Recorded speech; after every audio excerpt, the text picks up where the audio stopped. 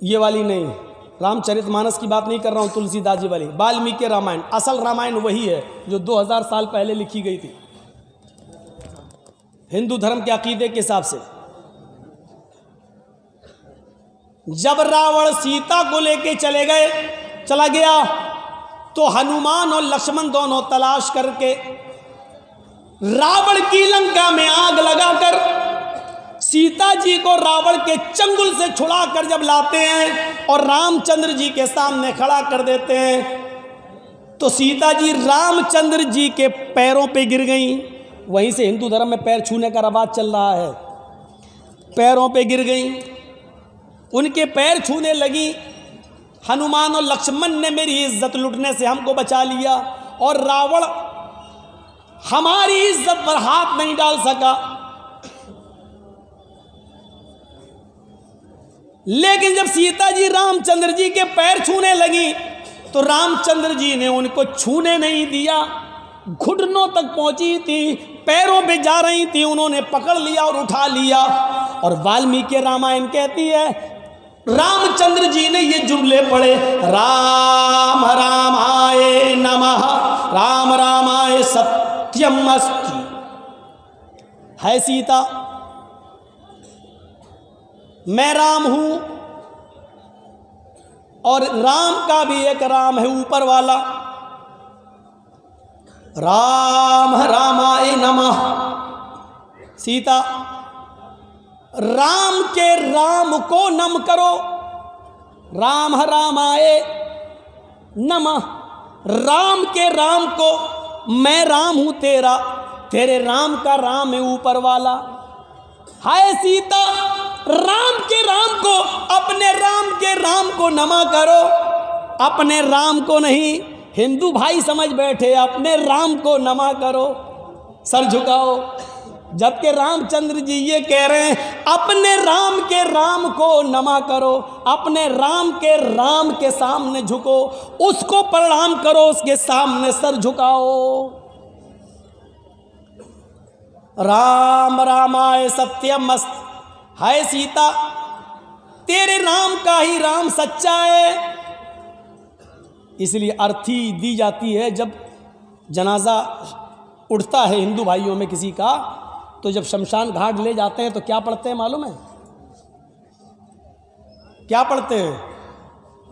क्या कहते हैं हिंदू भाई? राम राम सत्य है। अब बदल दिया, कहने लगे राम नाम सत्य है, जबकि राम नाम सत्य है नहीं। रामायण में लिखा राम रामाय सत्य, सही शब्द क्या? राम राम सत्य है, यानी राम का राम सच्चा है। तो बहुत से हिंदू तो यही कहते हैं राम राम सत्य है, राम राम सत्य है, राम राम सत्य है। और बहुत से लोगों से जब मुर्दा उड़ता नहीं तो कहते हैं सबकी यही गत है। वो जैसे हम लोगों में कुछ बदमाश किस्म के होते हैं ना, मजाक उड़ाते हैं, ऐसे ही उनमें भी होते हैं। अब कोई कह रहा है जो उठा रहा राम राम सत्य है, पीछे वाले कहते हैं हमसे नहीं उठत है। मजाक हर जगह उड़ाया जाता है। तो सही शब्द क्या है? राम का राम सच्चा है। अब बदल दिया राम राम। और सही शब्द क्या है? शमशान घाट। कहते नहीं शमशान, शमशान क्या पढ़ते हैं हिंदू लोग? उसको क्या कहते हैं जहां मुर्दे जलाए जाते हैं? शमशान। सही शब्द शमशान नहीं है। ये बात मैं जिंदगी में पहली बार बता रहा हूं आपको। सही शब्द शमशान नहीं है, सही शब्द है शयनशान। क्या है सही शब्द? शयनशान। कितना बिगाड़ हुआ है, बिगड़ के कहां आ गया? शमशान। शमशान का कोई अर्थ ही नहीं होता संस्कृत में। आप उठा के देख लो हिंदी, संस्कृत इंडू हिंदी।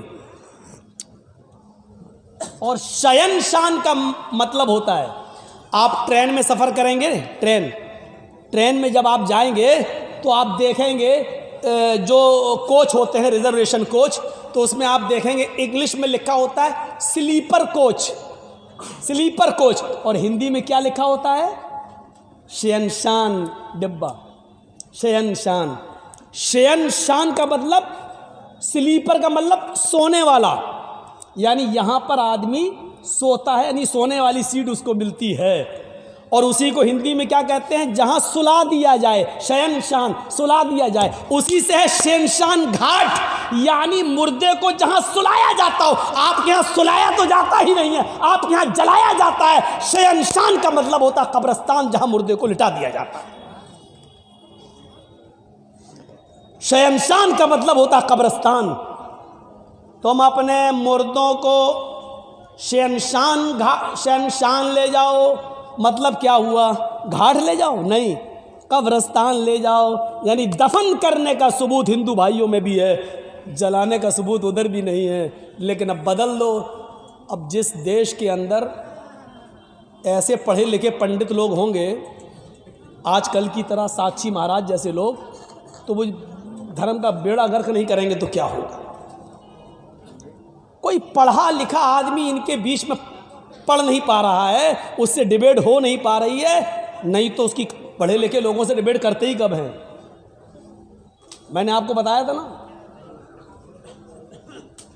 सवाल भी उनके, जवाब भी उनके, एक ही है, दूसरा नहीं। इससे बड़ी तौहीद कहीं होगी? जिस तरह एक प्यार करने वाली पत्नी का एक ही पति होता है, उसी तरीके से सच्चे भक्त का एक ही ईश्वर होता है। जिस तरह बहुत से मर्द रखने वाली पत्नी नहीं वेश्या कहलाती है, ऐसे ही बहुत से देवी देवताओं पर विश्वास करने वाला, उनको मानने वाला वेश्या समान होता है। इससे बड़ी तौहीद कहीं होगी? कुरान करीम अपने अंदाज में उस तौहीद को पेश करता है, इन्नल्लज़ीना तदऊना मिन दूनिल्लाहि लन यख़्लुक़ू ज़ुबाबन वला यज्तमऊ लह। अल्लाह को छोड़कर ये जिनको पुकार रहे हैं, जिनसे मदद मांग रहे हैं, जिनसे बेटा बेटी मांग रहे हैं, अल्लाह का आस्ताना, अल्लाह का दरवाज़ा छोड़कर, अल्लाह का दर छोड़कर ये जिनसे भी मांग रहे हैं, लन यख़्लुक़ू ज़ुबाबन, वो एक मक्खी भी पैदा करने की ताकत नहीं रखते। वला यज्तमऊ लहू, अगरचे वो सब की सब मिल जाएं, यानी कश्मीर से कन्याकुमारी तक और बरेली से बगदाद तक, सब अपने जिंदे मुर्दे पीरों वलियों को सबको इकट्ठा कर ले, सब जिंदे मुर्दे सबको ही जमा कर ले, ये सब मिल जाएं तो एक मक्खी भी पैदा नहीं कर सकते हैं। फिर का मक्खी पैदा करना और उसमें जान डालना तो बहुत बड़ी बात है। इन यस्लुबहुमुज़्ज़ुबाबु शैअन ला यस्तनक़िज़ूहु मिन्हु, अगर मक्खी इनकी खाने पीने की चीज़ पर बैठकर थोड़ा सा लेकर उड़ जाए, अरे मक्खी कितना ले जाएगी? आप हलवा खा रहे हैं और बैठ गई और लेके उड़ गई, तो मक्खी कितना लेके जाएगी? मक्खी है, कितना लेके जाएगी? अल्लाह कह रहा है ये जिनको पुकार रहे हैं वो तो इतने कमज़ोर हैं, मक्खी इनकी जिस चीज़ पर बैठकर जो थोड़ा सा ले गई, अभी उस मक्खी को पकड़ के जो चीज़ ले गई उससे वो चीज़ छीन भी नहीं सकते, वो वापस भी नहीं ले सकते। जो मक्खी का कुछ नहीं बिगाड़ सके वो तुम्हारा क्या बिगाड़ेंगे? ज़ऊफ़त तालिब वल मतलूब, मांगने वाला भी कमज़ोर हो, जिससे मांग रहा है वो भी कमज़ोर, कमज़ोर कमज़ोर के पास जा रहा है, मजबूर मजबूर के पास जा रहा है, बेबस बेबस के पास जा रहा है, लाचार लाचार के पास जा रहा है। एक चीज़ ये हो गई। इस्लाम की दूसरी खूबी, इस्लाम की दूसरी खूबी क्या है? इस्लाम दीन रिसालत है, यानी रसूल का सही मतलब इस्लाम ने बताया। अब देखिए दुनिया में जितने भी धर्म हैं, कोई भी एक धर्म उठाओ और हमें उसका नाम लो और बताओ, कोई भी धर्म ऐसा नहीं है जिसके मानने वालों ने अपने यहाँ जो भी नबी, जो भी पैगंबर उनके यहाँ आया, उसको उन्होंने इंसान रहने ही नहीं दिया। अब देख लीजिए, यहूदियों में कौन आए? मूसा, उज़ैर अल्लाह का बेटा बना दिया। ईसाइयों में कौन आया? ईसा। ईसाइयों ने ईसा को रसूल रहने ही नहीं दिया, इंसानियत से निकाल के सन ऑफ गॉड, अल्लाह का बेटा बना दिया। आप लुम्बिनी चले जाइए, लुम्बिनी नेपाल में, गौतम बुद्ध की एक बहुत बड़ी मूर्ति बनी हुई है। जापान और दूसरे देशों से भी लोग आते हैं गौतम बुद्ध की मूर्ति के पास देखने के लिए। तो गौतम बुद्ध, वो गौतम बुद्ध जिनकी पत्नी थी, वो गौतम बुद्ध जिन्होंने शादी की थी, वो गौतम बुद्ध जिनकी पत्नी से एक बेटा पैदा हुआ जिसका नाम राहुल था, उन्होंने अपनी पत्नी और बेटे को छोड़ दिया और जंगल में चले गए सच्चाई को तलाश करने के लिए। और जंगल के पत्ते चबा चबा कर अल्लाह को ढूंढते ढूंढते उन्होंने जंगल ही में अपनी जान दे दी। तो लोगों ने कहा ये सच की तलाश में निकले थे, बीवी बच्चों को छोड़ के सच्चाई के रास्ते को तलाश करने के लिए निकले और जान चली गई। उनको लोगों ने क्या बना दिया? गौतम बुद्ध। और उनकी मूर्ति के नीचे लिखा हुआ है भगवान बुद्ध। यानी उनको भी इंसानियत से, जिसकी बीवी थे, जिसका बच्चा राहुल है, उसको भी इंसानियत से निकाल के क्या बना दिया? भगवान। कृष्ण जी इंसान थे और कृष्ण जी जंगल में सो रहे थे। और पढ़िए महाभारत, कृष्ण जी जंगल में लेटे थे। एक शिकारी शिकार खेलने के लिए गया और उसने हिरन को तीर मारा और उस तीर में जहर लगा हुआ था। जहर कि हिरन को लगेगा, जब तक उसके पास भाग के जाएंगे तब तक उसके जहर से वो मर जाएगा और हम उसको पकड़ के ले आएंगे और अपने यहाँ खा लेंगे। शिकारी हिरन का शिकार करने गया, उसने हिरन को तीर मारा लेकिन हिरन को तीर नहीं लगा। कृष्ण जी सो रहे थे, जंगल में लेटे थे, उनके पैर के निचले हिस्से में तलवे में वो तीर घुस गया। जहर लगा था, जहर के असर से कृष्ण जी मृत्यु पा जाते हैं। कृष्ण जी चले गए। भगवान है कृष्ण जी और तीर में लगे हुए जहर के असर से मृत्यु पा जाते हैं। इंसान हैं लेकिन उनको भगवान का दर्जा देके क्या कह दिया गया? कृष्ण भगवान। रामचंद्र जी 14 साल का वनवास लिए, इतने बेबस कि उनकी पत्नी सीता को रावण लेके चला गया, वो बचा नहीं सके। हनुमान और लक्ष्मण जी को तलाश करने के लिए भेजा, लेकिन रामचंद्र जी को राम मनुष्य से निकाल कर, इंसानियत से निकाल के क्या बना दिया? राम को राम भगवान। सिखों को देख लो, महावीर सिखों को गुरु नानक पर सबसे ज्यादा भरोसा करते हैं, लेकिन सिखों के टेंपल में, मंदिर में, गुरुद्वारे में चले जाइए तो गुरु नानक की मूर्ति के नीचे लिखा हुआ है गुरु नानक भगवान। जैनियों में चले जाओ, महावीर जी को मानते हैं, लिखा महावीर भगवान।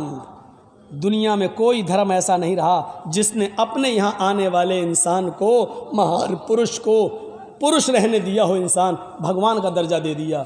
भगवान का सिर्फ इस्लाम एक ऐसा मजहब है जिसने मुहम्मदुर रसूलुल्लाह सल्लल्लाहु अलैहि वसल्लम को भगवान का दर्जा नहीं दिया।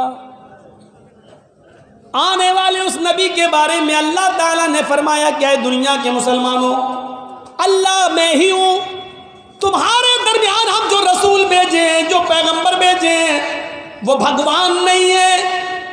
हमने उनको अपने नूर से भी पैदा नहीं किया है। आए लोगों, इस्लाम के अंदर आना है तो ये अकीदा रखना है, कुल इन्नमा अना बशरुम मिस्लुकुम। आए नबी, आप भी अपनी जबान से कह दीजिए इन्नमा अना बशरुम मिस्लुकुम, कि मैं तुम्हारी तरह का एक बशर हूँ, मैं तुम्हारी तरह का एक इंसान हूँ, मैं तुम्हारी तरह का एक मनुष्य हूँ, तुम्हारी तरह का एक इंसान हूँ। हाँ, मेरा मकाम सबसे बड़ा है, मेरा दर्जा सबसे ऊंचा है, इसलिए कि मेरे पास वही आती है। लेकिन इंसान होने में कोई फर्क नहीं है। 2 आंखें तुम्हारी, 2 आंखें मेरी, 2 कान तुम्हारे, 2 कान मेरे, 2 हाथ तुम्हारे, 2 हाथ मेरे, 2 पैर तुम्हारे, 2 पैर मेरे। तुम भी चलते हो, हम भी चलते हैं, तुम भी सोते हो, हम भी सोते हैं, तुम खाते पीते हो, हम भी खाते पीते हैं। तुम्हें लैट्रीन पेशाब पायखाने की ज़रूरत होती है, हमें भी होती है। तुम्हें शादी की ज़रूरत है, हमने भी की है। तुम्हारे बच्चे होते, हमारे भी बच्चे हैं। तुम्हारे बाप दादा हैं, हमारे भी बाप दादा हैं। इंसान होने में हम में और तुम में कोई फ़र्क नहीं है। हाँ, फ़र्क है मकाम और मर्तबे का, फ़र्क है तो दर्जे का। दर्जे का फ़र्क है। अल्लाह ताला ने इंसानियत में सबसे ऊंचा मकाम मेरा रखा है, सबसे ज़्यादा फजीलत मेरी रखी है, इसलिए कि मेरे पास जिब्राइल आते हैं, कुरान लेके आते हैं, अल्लाह की वही आती है, कुरान मेरे ऊपर उतरता है। इस कुरान की बरकत ने हमें तमाम लोगों में सबसे अफजल कर दिया है, लेकिन इंसान होने में कोई फ़र्क नहीं है। फिर आपने नमाज कायम की तो फरमाया देखो इबादत तो अल्लाह की कर रहे हो, इसमें मेरा कोई रोल नहीं है, इबादत मेरे तरीक़े पे कर रहे हो, बस इतना रोल है। इबादत अल्लाह की हो रही है, तरीक़ा मेरा आप अपना रहे हैं, लेकिन इस इबादत में भी आपने कहा पहले मुझे अल्लाह का बंदा मानना, फिर अल्लाह का रसूल मानना, इंसानियत से मुझे मत निकालना। जब भी नमाज ख़त्म करो और आखिरी रकात में बैठो और मेरे ऊपर अत्तहियात पढ़ो तो उसमें ये ज़रूर पढ़ना अशहदु अन्ना मुहम्मदन अब्दुहु व रसूलुहु, मैं गवाही देता हूँ कि मोहम्मद अल्लाह के बंदे और उसके रसूल हैं। पहले बंदा कहो फिर रसूल कहो, यानी मैं अल्लाह का रसूल भी हूँ और इंसान भी हूँ। अब्द यानी बंदा, मैं अल्लाह का बंदा, मोहम्मद इब्न अब्दुल्ला भी हूँ और मोहम्मदुर रसूलुल्लाह भी हूँ। आप मुझे बंदा भी मानो और रसूल भी, दोनों बातें मानोगे तो मुसलमान हो, वरना नहीं। फिर वेदों को पढ़िए, उसने भी आखिरी नबी को इंसान ही बताया। वेदाहमिद पुरुष महानिमादित्तो, वेदाहमिद पुरुष महानिमादित्तो वरुण तपस प्रस्ताप्यन्याय। वेदाहमिद पुरुष, अहमद इस दुनिया में आएंगे, पुरुष इंसान होंगे, वेद भी कह रहा है कि वो पुरुष होंगे, वो इंसान होंगे, पुरुष इंसान मनुष्य, वो पुरुष होंगे इंसान होंगे। वेदाहमिद पुरुष महानिमादित्य, बहुत बड़े महान पुरुष होंगे, उनके बराबर कोई दूसरा नहीं होगा। वरुण तपसा, ईश्वर का अल्लाह का बहुत ज़्यादा नाम लेने वाले होंगे, अल्लाह की भक्ति करने वाले होंगे। वरुण तपसा, बहुत तपस्या करने वाले होंगे। प्रस्ताव, जब अल्लाह ईश्वर का बहुत ज़्यादा नाम लेने वाला इस धरती पर आ जाए और उसका नाम अहमद हो और वो सबसे महान पुरुष इंसान हो तो तुम उसी के घर में चले जाना, उसी की कुटिया में चले जाना, उसी के धर्म में शामिल हो जाना। प्रस्ताव, उसी की कुटिया में चले जाना, प्रस्ताव, उसी के नक्शे कदम पे चलना, वो जो कहे उसी की बात मानना, अहमद के रास्ते पे चलना। यन्याय, स्वर्ग में जन्नत में जाने का अहमद के रास्ते के अलावा कोई मार्ग, कोई दूसरा रास्ता नहीं है। अहमद के रास्ते के अलावा कोई दूसरा रास्ता नहीं है। ये लीजिए, इंसान बता दिया वेदों ने भी, और अल्लाह के रसूल तो इतने बड़े ऐसे इंसान थे, लेकिन सादगी का हाल ये था कि एक शख्स को किसी ने भेजा कि जाओ हमारे गांव में ये परेशानी है और उसकी शिकायत अल्लाह के रसूल से करो। वो अल्लाह के रसूल के पास आया, कहने लगा कि मैं परेशानी बताऊंगा। जैसे ही वो अल्लाह के नबी के पास आया तो अल्लाह के नबी का चेहरा देखकर वो डर गया, कांपने लगा। इतना रौब था नबी के चेहरे पर कि अल्लाह के नबी को देखकर वो कांपने लगा, थर्राने लगा और अपनी बात कह ही नहीं पा रहा था। अल्लाह के रसूल उठे, उसके पास गए और कहा कि तुम किस गांव से आए हो? फला गांव से। क्या बात है, तुम कुछ कहना चाहते हो? जी जी जी, कहो, बेफिक्र होके कहो, डरो नहीं। जी वो मेरे गाँव में नहीं कह पाए। तो अल्लाह के रसूल ने उसका डर निकालने के लिए क्या कहा? डरो नहीं, इन्नी लस्तु बि मलिक।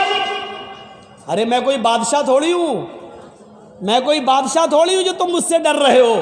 आना बनो इमरातिन ताकुल कदीद, मैं भी अरब की ऐसी औरत का बेटा हूँ, मुझे भी उस माँ ने पैदा किया है, मुझे भी उस औरत ने अपने पेट से जना है जो गोश्त के सूखे टुकड़े खाती थी, खुश्क गोश्त, सूखा हुआ गोश्त खाती थी। कदीद, अरब के अंदर कदीद उस गोश्त को कहते थे जो पहले ऊँट काटा जाता था। ऊँट जैसे मान लीजिए ज़िबा कर दिया, नहर कर दिया, तो 5 किलो 10 किलो गोश्त इकट्ठा कर लिया और उसको धूप में डाल दिया और नमक वमक लगा के, साल्ट वाल्ट लगा के उसको धूप के अंदर खुश्क कर लिया, फिर उसको रख लिया अपने यहाँ और उसी में से आधा किलो 250 ग्राम पाव भर निकाला, जब ज़रूरत हुई खा लिया, और 2 महीने 3 महीने 4 महीने तक अरब के लोग खाते थे। उस गोश्त को कहते हैं कदीर। तो क्या कहा, मैं ऐसी औरत का बेटा हूँ जिसको ताज़ा गोश्त भी नहीं मिलता है, जो गोश्त के सूखे टुकड़े खाती थी, खुश्क गोश्त खाती थी। मैं उस माँ का बेटा हूँ, मुझे उस औरत ने पैदा किया, क्यों डर रहे हो मुझसे?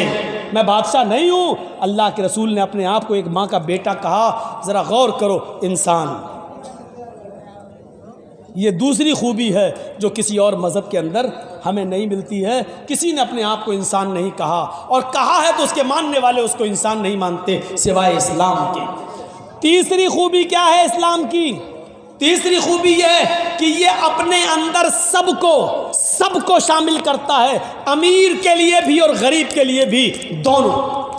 और दूसरे मज़हब को देखिए, उनकी या तो वो अमीरों को फ़ायदा पहुंचाते हैं या गरीब को फ़ायदा पहुंचाते हैं।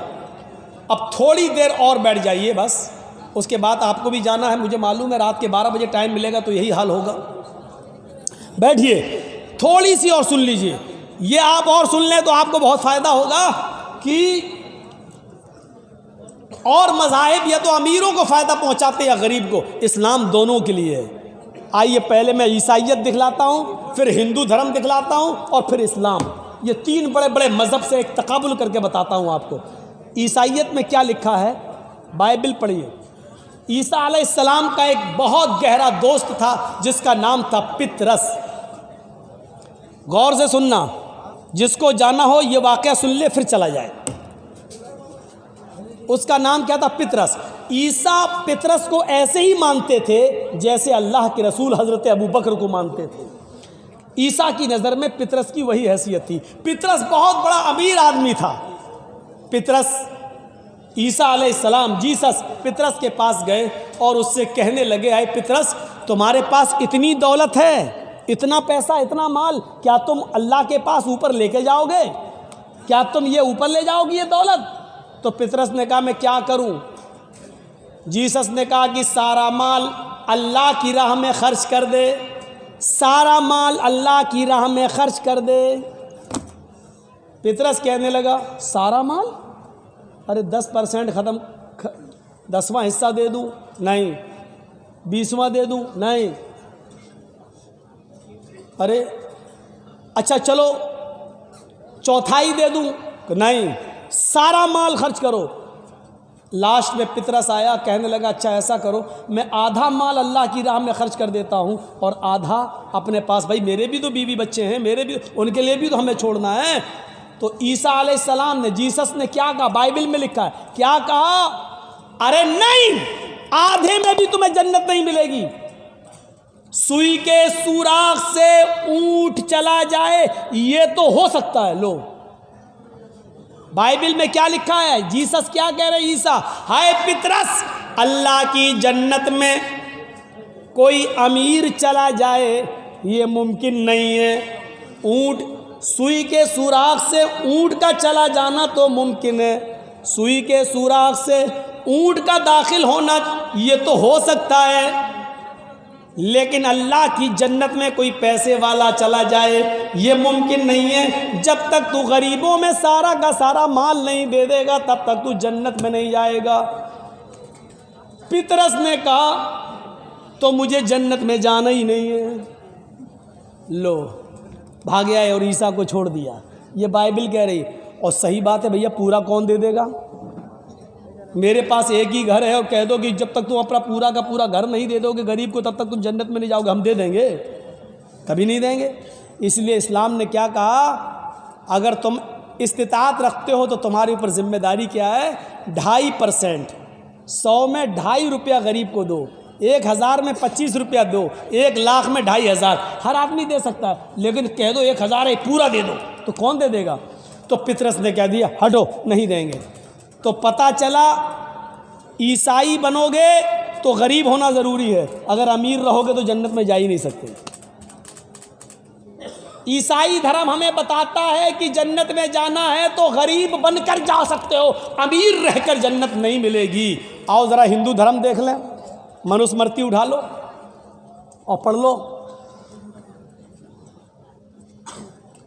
हाय भक्तों, ईश्वर को प्रसन्न करने के लिए हवन करो। सुनो गौर से, हवन करो और हवन में संध्या करो सुबह और शाम। और उस संध्या में हवन के अंदर ये चीज़ें तुम्हारे लिए ज़रूरी हैं। 16 चम्मच देसी गाय का घी हवन में, यानी आग जलाओ, आग, और उस आग में 16 चमचे देसी घी डालो सुबह और 16 चम्मच शाम को। और फिर 100 ग्राम काजू, 100 ग्राम बादाम, 100 ग्राम पिस्ता, 100 ग्राम अखरोट और 1 तोला केसर।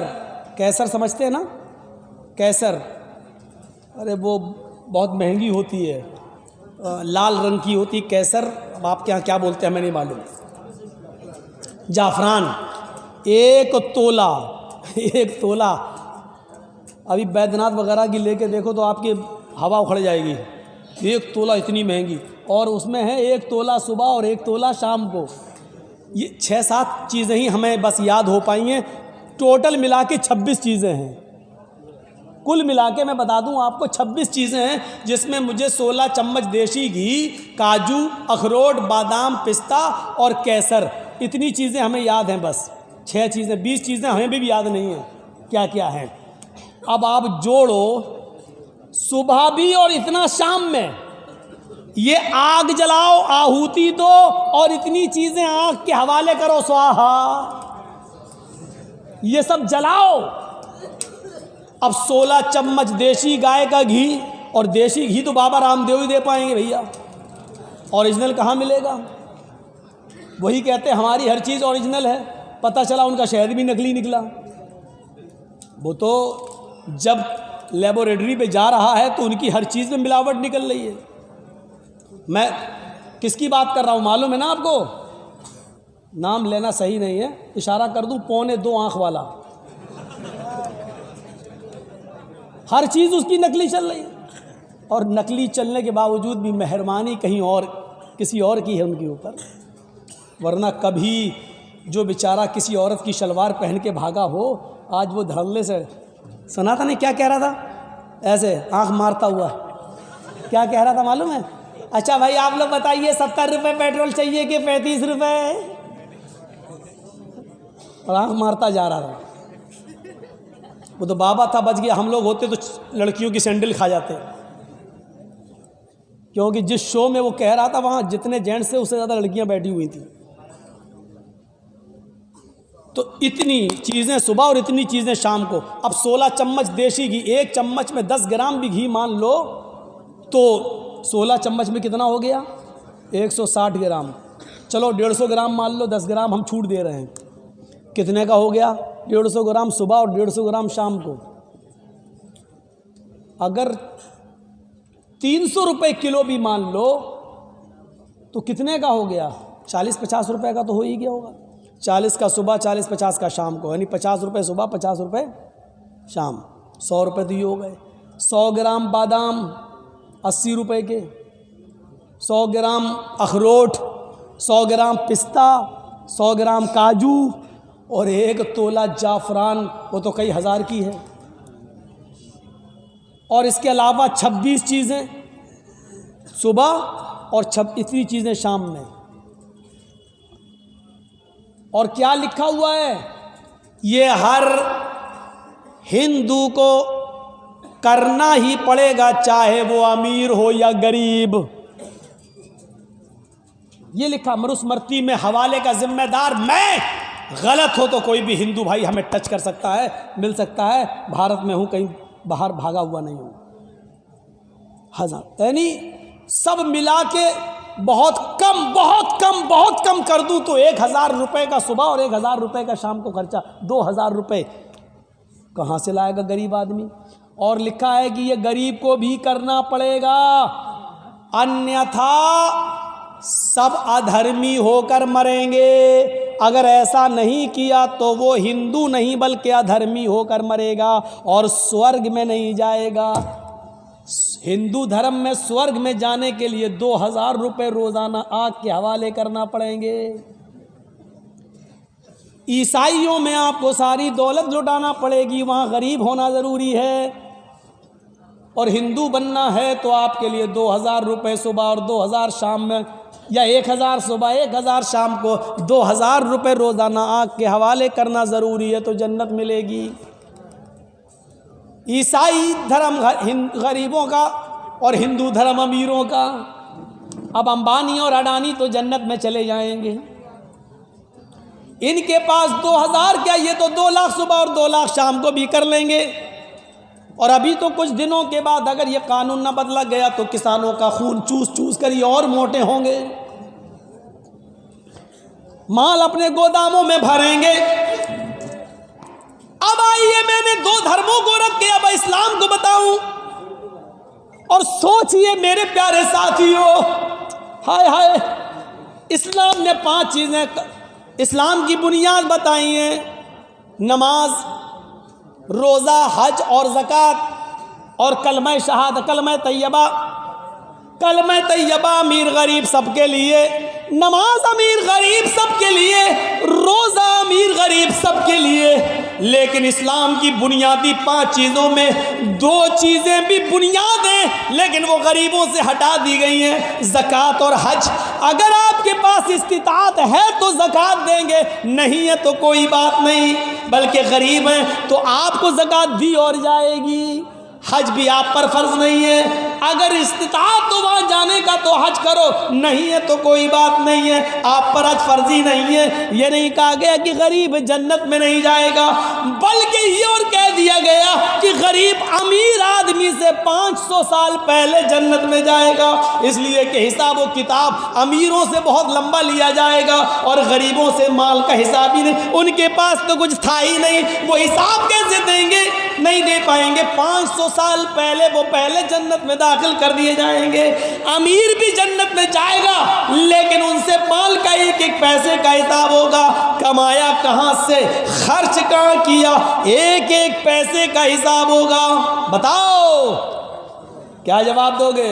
हाँ, अल्लाह अपने बच्चे को, अपने बेटे को 26,000 का मोबाइल दिलाया था, एंड्रॉयड। जवाब देना, अल्लाह कैरम बोर्ड खेलता है। जवाब तैयार रखना। अमीरी और गरीब, इस्लाम अमीरों का भी है और गरीबों का भी है। आइए सहूलत देखो इस्लाम की, आप ताज्जुब करोगे। सहूलत देखो इस्लाम की, आप ताज्जुब करोगे।